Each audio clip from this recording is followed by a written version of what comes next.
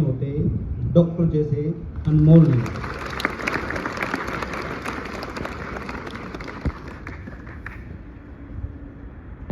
प्यारे साथियों, आप सभी युवा हो, कल देश का भविष्य हो, तो डॉक्टर साहब ने आपको जो बातें बताई है उन पर ध्यान दें। इसी कड़ी में मैं अपने साथी को बुलाना चाहूँगा। आप गेस करो कौन हो सकता है। चलो मैं एक शायरी के माध्यम से बताता हूँ।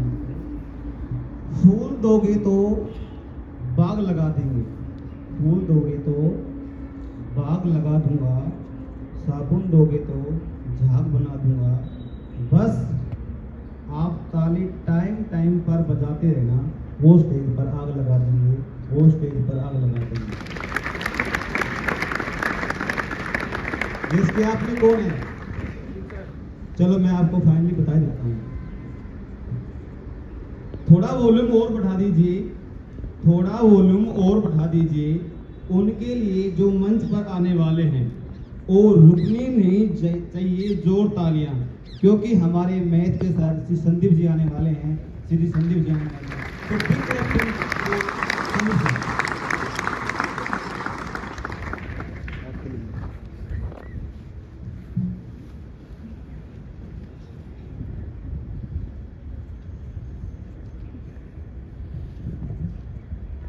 जो भरा नहीं है भावों से जिसमें बहती रसधार नहीं, जो भरा नहीं है भावों से जिसमें बहती रसधार नहीं, वो हृदय नहीं पत्थर है, वो हृदय नहीं पत्थर है जिसमें स्वदेश का प्यार नहीं, जिसमें स्वदेश का प्यार नहीं।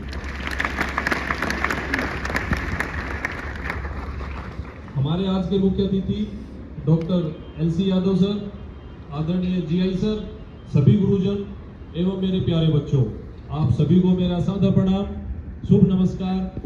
और अंग्रेजी में बोले तो wish you all a very good morning, और अगर मैं हरियाणवी में बोलूं तो राम राम। जैसा कि आप सब जानते हैं, सर ने बताया, हम सब यहाँ HIV एड्स जागरूक अभियान हेतु एकत्रित हुए हैं, और इसी विषय पर अभी मैं कुछ अपने विचार साझा करना चाहूंगा। सबसे पहले HIV की फुल फॉर्म क्या होती है? Human immuno deficiency virus. HIV एक वायरस होता है, इसकी फुल फॉर्म और एड्स की फुल फॉर्म कई बार एग्जाम में भी पूछ ली जाती है, तो कृपया करके इसे सभी बच्चे याद कर लीजिए। इसके बाद एड्स की फुल फॉर्म होती है acquired immuno deficiency syndrome. HIV का मेन काम होता है हमारे शरीर की जो रोग प्रतिरोधक क्षमता होती है, शरीर के अंदर अपने खून के अंदर WBC जो होती है, यानी कि श्वेत रक्त कणिकाएं जो होती हैं, उनको कम कर देता है ये वायरस। और जो एड्स होता है, ये HIV वायरस की लास्ट स्टेज का इन्फेक्शन होता है, और एड्स दिवस, वर्ल्ड एड्स डे 1 दिसंबर को सेलिब्रेट किया जाता है। इसके फैलने के काफी रीजन है, पर जो 4 मुख्य कारण है उनको मैं हाईलाइट करना चाहूंगा। फर्स्ट पॉइंट है संक्रमित व्यक्ति से असुरक्षित यौन संबंध। सेकंड पॉइंट है संक्रमित सुई व सीरीजों के साझा उपयोग से। थर्ड पॉइंट है संक्रमित रक्त या रक्त उत्पादों के उपयोग से। फोर्थ पॉइंट है संक्रमित गर्भवती मां से उसको होने वाले शिशु को जन्म से पहले, जन्म के समय या जन्म के तुरंत बाद हो जाता है। भ्रम मिटा दो इस जमाने से, भ्रम मिटा दो इस जमाने से, एड्स नहीं फैलता है साथ खाने से, साथ खेलने से और हाथ मिलाने से। भ्रम मिटा दो इस जमाने से, एड्स नहीं फैलता है साथ खाने से, साथ खेलने से और हाथ मिलाने से। जागरूकता और जानकारी से, जागरूकता और जानकारी से आप बच सकते हैं एड्स नामक जानलेवा बीमारी से, एड्स नामक जानलेवा बीमारी से।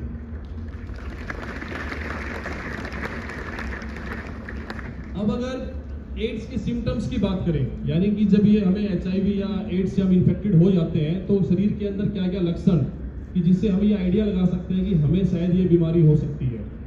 सबसे मेन बताया मैंने पहले कि व्यक्ति की रोग प्रतिरोधक क्षमता कम हो जाती है, यानी कि हमारे शरीर की बीमारियों से, वायरस से लड़ने की क्षमता क्षीण हो जाती है। अगर हमें कोई भी डिजीज जैसे कि लूज मोशन, कॉन्स्टिपेशन, फीवर कोई भी हो जाएगा तो मेडिसिन असर नहीं करेंगे हमारे ऊपर। अगर वो लंबे समय तक टिक रही है, 20 दिन, 25 दिन, 1 महीना तक अगर वो होल्ड कर रही है और हमें सांस चढ़ रहा है, धीरे धीरे हमारा वेट लॉस हो रहा है, तो हम इसका चेकअप करवा सकते हैं, करवा लेना चाहिए कि कहीं हम इस बीमारी से संक्रमित तो नहीं है। इसके बाद अगर इसको रोकने के उपाय बताए जाए, जैसे कि मैंने इसके 4 रीजन बताए थे मेन फैलने के, अगर उनको स्टॉप कर दिया जाए, उनको चेक कर दिया जाए, तो इस डिजीज से पीड़ित होने से अपने आप को सेव किया जा सकता है।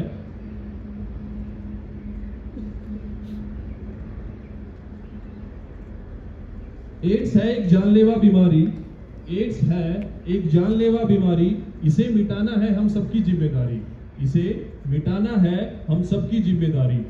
एड्स से लड़ने के उपाय अपनाओ, एड्स से लड़ने के उपाय अपनाओ, इस बीमारी को दूर भगाओ। एड्स पीड़ितों का रखो मान, एड्स पीड़ितों का रखो मान, इसको भगाने के लिए चलाओ जागरूकता अभियान, इसको भगाने के लिए चलाओ जागरूकता अभियान। आओ मिलकर ये कसम खाएं, आओ मिलकर ये कसम खाएं, एड्स नामक इस जानलेवा बीमारी को जड़ से मिटाएं, एड्स नामक इस जानलेवा बीमारी को जड़ से मिटाएं। अभी अपने शरीर को स्वस्थ रखने के लिए मैं कुछ इंपॉर्टेंट पॉइंट्स को हाईलाइट करना चाहूंगा। हम सब पहले जमाने से या काफी ओल्ड टाइम से सुनते आ रहे हैं कि पहला सुख निरोगी काया। ये कहावत सुनने में बहुत सिंपल लगती है, बट अगर आप इसको डीपली या सिंपली पहचानने की कोशिश करेंगे तो इसका मीनिंग बहुत गहरा है। अगर आप फिजिकली फिट हैं, अगर आप शारीरिक रूप से पूर्ण रूप से स्वस्थ हैं, तो आप अपनी लाइफ का हर एक मोमेंट इंजॉय कर सकते हैं और फुल्ली इंजॉय कर सकते हैं। सेकंड पॉइंट आपने सुना होगा, एक और भी कहावत है, if wealth is gone nothing is gone, if health is gone something is gone, if character is gone everything is gone. यानी कि अगर हमारा धन हमसे छीना जा चुका है या वो नष्ट हो चुका है तो हमने कुछ नहीं गंवाया है, और यदि हमारा स्वस्थ शरीर खराब हो गया है, अगर हमने अपनी हेल्थ खो दी है तो हम काफी कुछ गंवा चुके हैं। और third, if character is gone, यानी कि अगर हमारा चरित्र खराब हो चुका है तो सब कुछ हमसे छीना जा चुका है। और हमारा दिमाग, सबसे पहले हमारा जो शरीर होता है वो दिमाग की सुनता है, इसलिए आप अपनी मेंटल फिटनेस पे ध्यान दीजिए, उसके बाद फिजिकल फिटनेस अपने आप धीरे धीरे ठीक होती चली जाएगी। जैसा कि मैंने बताया, पहला सुख निरोगी काया।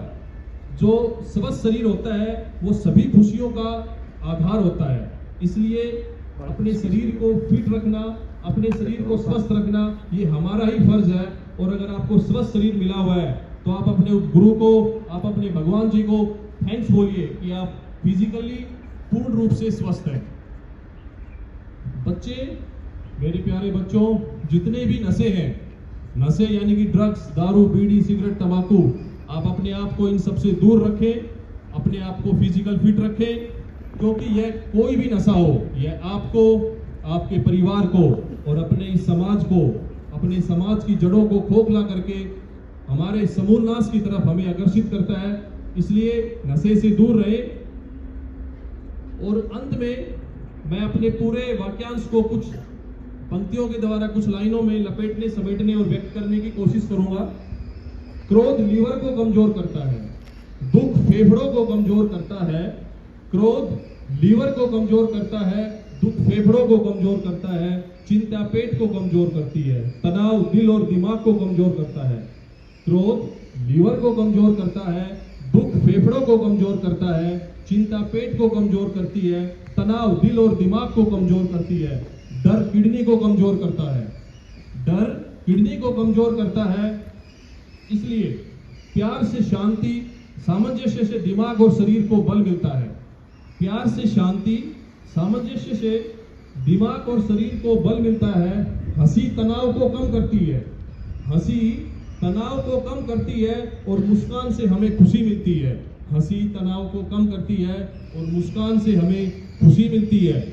इसलिए प्यार से रहने की कोशिश कीजिए, हर सिचुएशन से सामंजस्य बैठाने की कोशिश कीजिए, हंसने की कोशिश कीजिए और हमेशा मुस्कुराते रहने की कोशिश कीजिए।